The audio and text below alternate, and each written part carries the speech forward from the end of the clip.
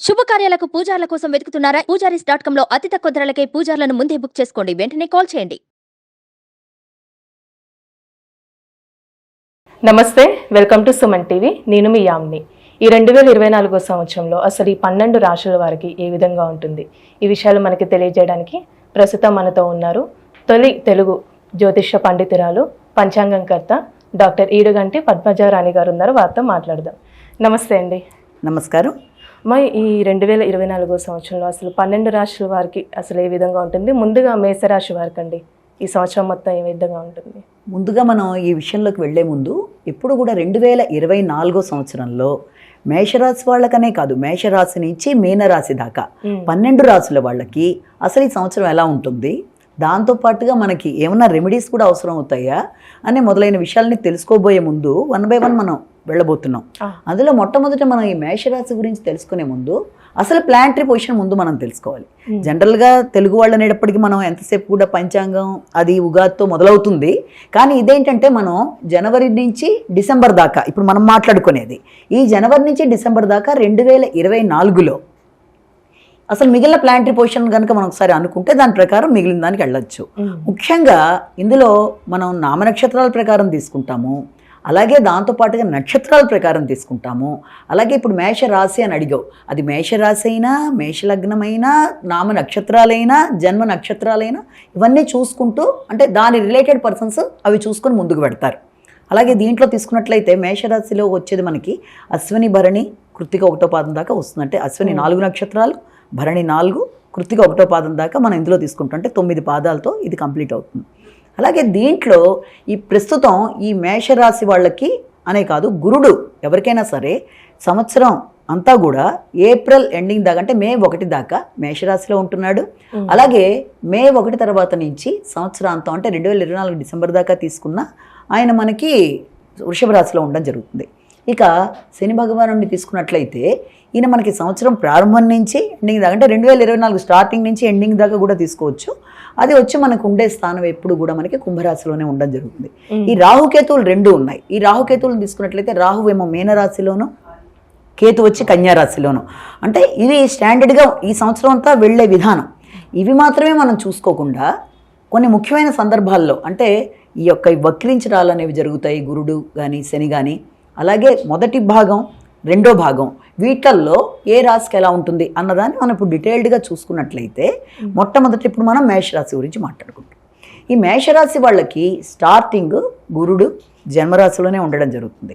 ఇది మనకి మొదటి భాగంగా తీసుకుంటే మనకి మే 1 దాకా అందులోనే ఉండటం జరుగుతుంది. కాబట్టి ఆయన విధానాలు ఎలా ఎలా ఉండబోతున్నాయి అన్నది కనుక మనం తీసుకున్నట్లయితే ఎప్పుడైతే జన్మరాశిలోకి ఈ యొక్క గురుడు ఉన్నాడో ఈ 5 నెలలు కూడా, మొదటి 5 నెలల్లో కూడా ఆయన మనకి శ్రమ, అధిక బాధ్యతలు, దాంతోపాటుగా ఒక గుర్తింపు, ఒక గౌరవం, ఎందుకంటే అది శుభగ్రహంగా ఆ రకమైన ఫలితాలు ఇవ్వడం అనేది జరుగుతుంది. ఇచ్చి దాంతోపాటుగా దాని యొక్క దృష్టి కూడా ఎక్కడెక్కడ ఉంది అన్నది కూడా తీసుకున్నట్లయితే వీళ్ళకి సంతానపరంగా ముఖ్యంగా గురుడిచ్చే లాభాల్లో వీళ్ళకి ఎలా ఉంటుందంటే సంతానపరంగా అభివృద్ధికరంగా ఉంటుంది, ఆలోచనలు వికసిస్తాయి, సమయస్ఫూర్తిగా నిర్ణయాలు తీసుకుంటారు. అంతేకాకుండా సాంఘిక సంబంధాలు, సామాజిక సంబంధాల విషయంలో మాత్రం సామాన్య ఫలితాలు ఉంటాయి. ఆ విషయంలో అంటే అంత ఆశించిన స్థాయిలో కాకపోయినా సామాన్య ఫలితాలు ఉంటాయి ఒక స్నేహ సంబంధాల విషయాల్లో.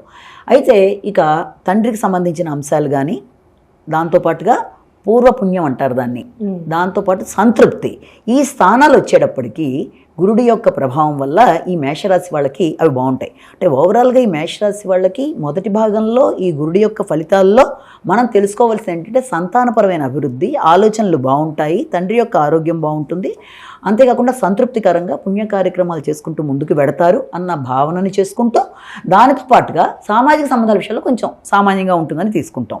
అయితే ఇక ద్వితీయంలోకి ఆయన అంటే సెకండ్ పార్ట్లో కడతాడు మే నుంచి ఇక సంవత్సరాంతం వరకు. 2వ భాగంలోకి వచ్చేటప్పటికి గురుడు వీళ్ళకి వృషభ రాశిలోకి ఓవరాల్గా వెళ్ళిపోవడం జరుగుతుంది. ఈ 2వ పార్ట్లోకి వెళ్ళేటప్పటికి ఈ గురుడి యొక్క ఫలితాల వల్ల ఎలా ఉంటుందంటే ఎప్పుడైతే శత్రుక్షేత్రంలోకి గురుడు ప్రవేశించడం జరుగుతుందో వీళ్ళకి యథార్థవాది, బంధు విరోధి అన్న మాటలాగా వీళ్ళు మాట్లాడే మాటల వల్ల వైరుధ్యాలు అంటే అవతల వాళ్ళకి యథార్థం మాట్లాడబట్టి కొన్ని రకాలైన ఇబ్బందికరమైన వాతావరణం సృష్టించబడినట్టుగా అవ్వడం ఒకటి. అయితే దాంతోపాటుగా వీళ్ళకి ఈ యొక్క శత్రువులు ఇబ్బంది పెట్టడానికి ప్రయత్నం చేసినా వీళ్ళ యొక్క నైపుణ్యాలు కృషిశీలత పెరిగి వాళ్ళ యొక్క సమస్యని అధిగమించడానికి వీళ్ళు అంటే ఇతరులు ఇబ్బంది పెట్టినా విజయాన్ని అధిక శ్రమతో సాధిస్తూ ముందుకు వెళ్ళడానికి వీళ్ళు చాలా కష్టపడతారు. అయితే దాంతోపాటుగా ఇంకా ముఖ్యంగా ఏంటంటే ఖర్చులు కొంచెం ఎక్కువగా ఉంటాయి. ఖర్చులతో పాటు కొంత సమస్యాత్మకంగా అంటే ఖర్చులు ఎక్కువైనా ఆకస్మికమైన ఖర్చుల వల్ల కొంత ఇబ్బంది ఉన్నా ఆరోగ్యం అయితే ఇదివరకటి కంటే బాగుంటుంది ఖచ్చితంగా. అంటే ఇంతకుముందు ఎవరైనా మేషరాశి వాళ్ళు ఆరోగ్యపరంగా ఇబ్బందులు పడుతున్నా కూడా ఆరోగ్యపరంగా బాగుంటుందని చెప్పొచ్చు. అలాగే దాంతోపాటుగా వృత్తిపరమైన విషయాల్లో మాత్రం వీళ్ళకి కొంత స్వార్థరహితంగా వీళ్ళు ఆలోచించినట్లయితే వృత్తిపరమైన గౌరవాన్ని పెంచుకోగలుగుతారు. అంటే ఎందుకంటే అది చూసే విధానం కూడా అక్కడ వృషభం నుంచి గురుడు చూసిన ప్రదేశం కూడా కొంత నీచస్థానం అవ్వడం వల్ల కొంత ఇబ్బందికరమైన వాతావరణం, వృత్తిలో కొంత చికాకులు ఇలాంటివి జరుగుతాయి. అయితే ఇది ఈ మేషంలో ఈ గురుడు మొదటి హాఫ్ రెండో హాఫ్ మాట్లాడుకున్నాం. ఇవి మాత్రమే కాకుండా ఇక శని భగవానుడు కూడా ఉంటాడు. సంవత్సరం ప్రారంభం నుంచి చివరి దాకా ఆయన దాంట్లోనే ఉంటాడు. ఎప్పుడైతే శని లాభస్థానంలో ఉండడం జరుగుతుందో రావలసిన లాభాలు వీరికి ఆలస్యంగా వస్తాయి. ఖచ్చితంగా వచ్చిన ఆలస్యాలు, ఆటంకాలు కొంత ఇబ్బందికరంగా ఉండడం అనేది జరుగుతుంది. అయితే ఆ శని దాంతోపాటుగా ఇంకేమే స్థానాలు చూస్తున్నాడు అన్న విధానాన్ని కూడా మనం చూసుకున్నట్లయితే కొంత వీళ్ళకి వ్యక్తిగత ఆరోగ్యం మీద శ్రద్ధ అవసరం. ఆకస్మిక ఖర్చుల్ని కొంచెం వాళ్ళు కంట్రోల్ చేసుకోవాలి.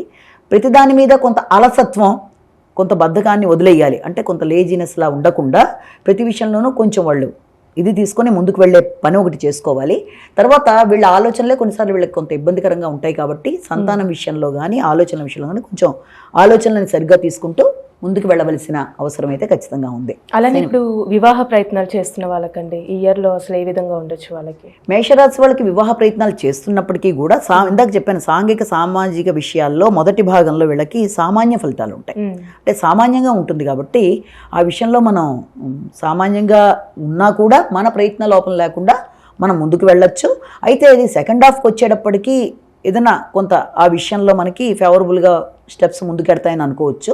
అంటే రాహుకేతుల యొక్క ప్రభావం కూడా తీసుకోవాలి కాబట్టి సంవత్సరం ప్రారంభం నుంచి చివరి దాకా వీళ్ళకి కొంచెం ఖర్చులు అధికంగా ఉంటాయి.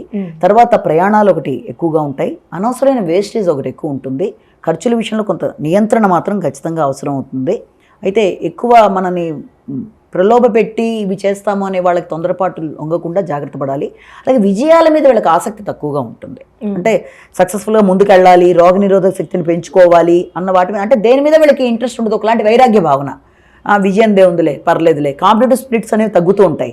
విద్యార్థులకి ఖచ్చితంగా వీళ్ళు ఏం చేయాలంటే ఆ కాంపిటేటివ్ స్పిరిట్స్ని వీళ్ళు పెంచుకుంటూ ముందుకు వెళ్ళాలి. అంటే నిర్లక్ష్యం అనేది ఈ విషయంలో తగదు కాబట్టి ఆ రకంగా చూసుకోవాలి.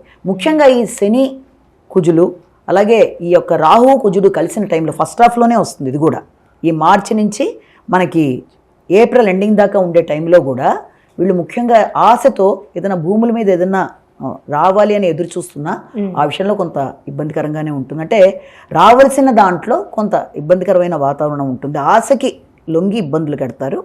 అలాగే ఈ శని కుజుడు కలిసి ఉన్న సమయంలో మార్చి నుంచి తర్వాత ఒక 4 రోజుల ఈ సమయంలో కూడా వీళ్ళకి రావాల్సిన లాభాలు లేట్ అయినా ఈ భూమికి సంబంధించిన వీళ్ళకి అందే అవకాశాలు కూడా ఉంటాయి.